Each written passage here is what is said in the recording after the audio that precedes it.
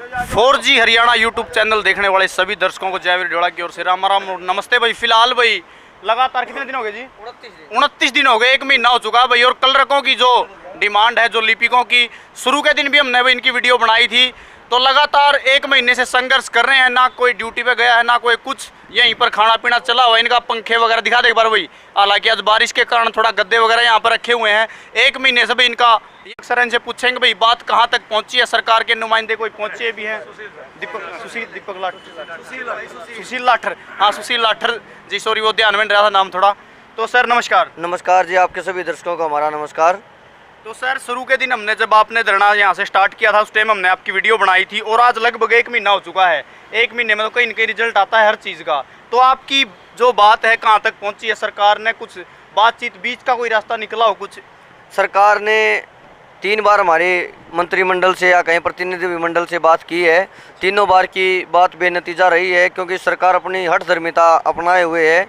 वो ऊपर से बोल रही है कि हम इनको देने के लिए तैयार हैं, इनकी मांग जायज़ भी हैं, सरकार सब कुछ मान रही है। लेकिन टेबल टॉक पर जब बात आती है तो वहाँ सरकार की तरफ से कोई ऑफर नहीं दिए जाते, कोई बात वहाँ तथ्यों के आधार पर नहीं होती। वहाँ 2-2, 3-3, 4-4 घंटे तक मीटिंग में सिर्फ और सिर्फ बस जुठलाने की बातें की जाती रहती हैं कि भाई बजट कम है, आपके बढ़ाने से 1.5 लाख कर्मचारियों को बढ़ाना पड़ेगा, ये है वो है। मतलब इधर उधर की बातें वहाँ सिर्फ और सिर्फ वहाँ सरकार बुला के ओएसडी महोदय करते रहते हैं। तथ्यों के आधार पर कोई बात नहीं होती। दोनों बार ऐसा ही हुआ हमारे साथ। दूसरी बार एक 21,700 का जो हम कहेंगे भद्दा मजाक सरकार हमारे साथ करना चाह रही है कि भाई 21,700 ले लो। तो 21,700 का क्या मतलब है? हम यहाँ 29 दिन से धरना लगा कर बैठे हैं। हमारी मांग 35,400 हमारी तथ्यों के आधार पर मांग है, हमारी कार्यशैली को देखते हुए। तो कहाँ 35,400 और कहाँ 21,700, 19,900 में अभी मिल रहा है। हम 1,800 रुपये के लिए इतना बड़ी हड़ताल करने के लिए नहीं आए हैं। तो हमारी जो मांग है वो तथ्यों के आधार पर, आप तथ्यों के आधार पर बात कीजिए। मैं तो आपके माध्यम से भी बिल्कुल खुली चुनौती देता हूँ सरकार को। आप मीडिया के सामने आकर टेबल टॉक कीजिए, खुली डिबेट कीजिए मीडिया के सामने। आप हमारे तथ्यों को झूठा साबित करिए। अगर आप हमें झूठा साबित करते हैं कि भाई हम गलत मांग रहे हैं, हम उसी दिन यहाँ से उठ के चले जाएंगे। लेकिन सरकार के पास ऐसा कोई शब्द नहीं, ऐसा कोई आधार नहीं है जिससे हमारे तथ्यों को झूठा साबित कर सके। अब सरकार की मंशा इसे लगातार लंबा खींचने की, जनता को परेशान करने की है। वो सोच रहे हैं कि भाई ये लंबा खींचेगा तो ये खुद कर्मचारी टूटना शुरू हो जाएंगे। उन्होंने नो वर्क नो पे एक नियम लागू किया हमारे ऊपर, जो हम स्ट्राइक पर बैठे हैं। तो उससे सरकार ने सोचा था सभी वापस ले जाएंगे, लेकिन उसको लागू हुए वो 1 जुलाई से वैसे लागू हुआ था, लेकिन वो लेटर आए हुए 1 हफ्ता से ज़्यादा होगा, अभी तक एक भी कर्मचारी वापस नहीं गया। बल्कि जो हमारे कर्मचारी साथी किसी कारणवश या भूलवश जो हमें समझ नहीं पा रहे थे, वो बैठे थे, वो भी उठ के अपने दफ्तरों में से आना स्टार्ट हो गए हैं। तो हमारी स्ट्रेंथ कहीं ना कहीं लगातार बढ़ रही है, घट नहीं रही है। आज हमारे पास हरियाणा की एक बहुत बड़ी खाप, बिनैन खाप, जो लगभग 52 गांवों का जन सैलाब है, वो हमारे समर्थन में आज यहाँ आए हैं। उन्होंने लिखित में हमें आश्वासन दिया है कि अगर आपकी एक काल आएगी तो हम इस आंदोलन को जन आंदोलन बना देंगे, गांव-गांव में इसकी आवाज़ को हम उठाएंगे। वो आश्वासन दे के गए हैं। तो हम सरकार से यही अपील करना चाहेंगे, जल्द से जल्द हमारा समाधान किया जाए, नहीं तो एक बड़े आंदोलन को सरकार को भुगतना पड़ेगा। वो उनकी खुद की सबसे बड़ी गलती होगी। अच्छा, तो सर जैसे आप शुरू में जितने भी लिपिक थे हरियाणा के, शुरू में बैठे थे, क्या बीच में आपकी लेंथ टूटी है? मतलब लोग बीच में टूटे हो, गए हो, जिस दिन कोई ड्यूटी पे गया हो? जिस दिन हम यहाँ बैठे थे, पहले दिन की हमारी रिपोर्ट जो ऊपर CID ने भेजी थी 93% की गई थी कि भाई 93% कर्मचारी हड़ताल पर बैठे हैं। लेकिन जब CS ने रिपोर्ट मांगी 28 जुलाई को उन्होंने रिपोर्ट मांगी, तो वो जो रिपोर्ट गई वो गई थी 96% की, कि 96% कर्मचारी हड़ताल पर हो गए हैं। उसके बाद भी कुछ ना कुछ कर्मचारी आए हैं नो वर्क नो पे का फार्मूला लगने के बाद। तो ये मैं मानता हूँ 98% के करीब सभी कर्मचारी यहाँ आ चुके हैं। 1-2% जो बचे हैं वो या तो छुट्टियाँ लेके घर पे रह रहे हैं, या फिर कोई इक्का दुक्का कोई बैठा होगा, तो वही रह गया है। बाकी सभी के सभी हमारी हड़ताल में शामिल हो चुके हैं। सर जैसे आप लोग लगभग कितने हरियाणा पूरे नाम कितने हो गए? लगभग 35,000 के करीब कर्मचारी हड़ताल पर चल रहे हैं। तो कहीं न कहीं सरकार को भी इस चीज़ का खामियाजा भुगतना पड़ रहा होगा। सरकार को तो इसका बहुत बड़ा खामियाजा, हर रोज 400 करोड़ के करीब सरकार को राजस्व का घाटा हो रहा है, फिर भी सरकार इसकी सद्बुद्धि नहीं ले रही है।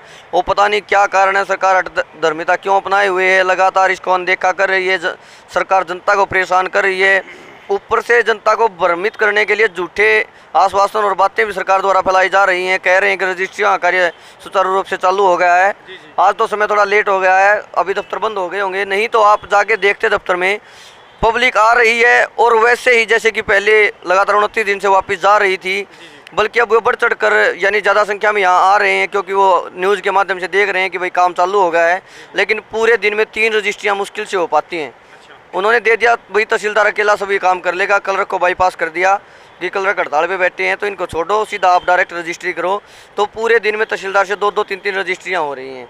तो ये सिर्फ सरकार झूठे आश्वासन देकर जनता को लगातार परेशान करने का काम कर रही है। तो सरकार से अपील है, आप समाधान कीजिए, बातचीत से भागिए मत, आप बातचीत कीजिए। पिछले बुधवार को सरकार ने लास्ट बार बातचीत की थी, अभी तक कोई बुलावा संदेशा नहीं आया है। तो इससे स्पष्ट है कि सरकार चाहती ही नहीं जनता की परेशानियां दूर करना या लिपिकों की परेशानियां दूर करना।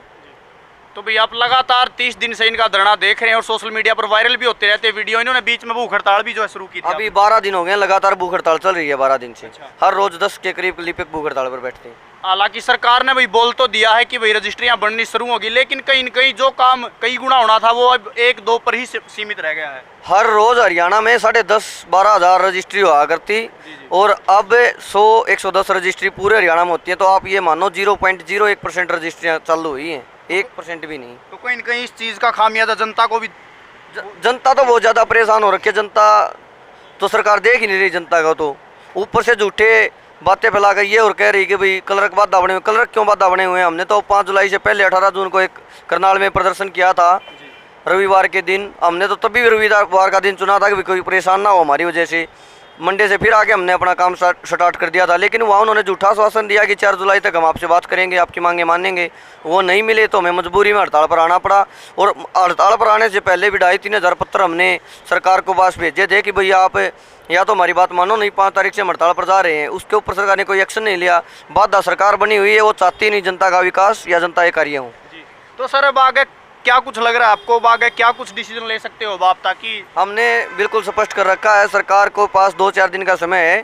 कल यहाँ पर सरकार की जो रणनीति नरेंद्र मोदी जी ने कोरोना काल में लागू की थी, थाली बजाकर कोरोना को भगाना, तो हम कल ताली थाली वाला जो प्रोग्राम है कर रहे हैं। ताली थाली बजाकर सरकार को जगाने का कार्य है उन्हीं के अंदाज में कर रहे हैं। अगर सरकार उसके बाद भी नहीं जागती है तो परसों सरकार के पुतले फूके जाएंगे सरेआम यहाँ चौक के ऊपर।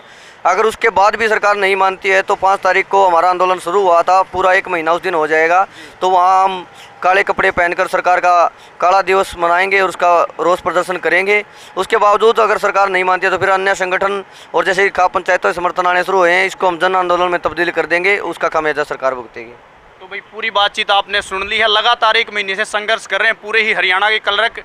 आपकी क्या कुछ राय है? आप अपनी राय हमें कमेंट बॉक्स के जरिए जरूर दे देना और आगे मिलते रहेंगे इसी केस को लेकर के नई अपडेट के साथ। तब तक के लिए जय हरियाणा, जय भाईचारा।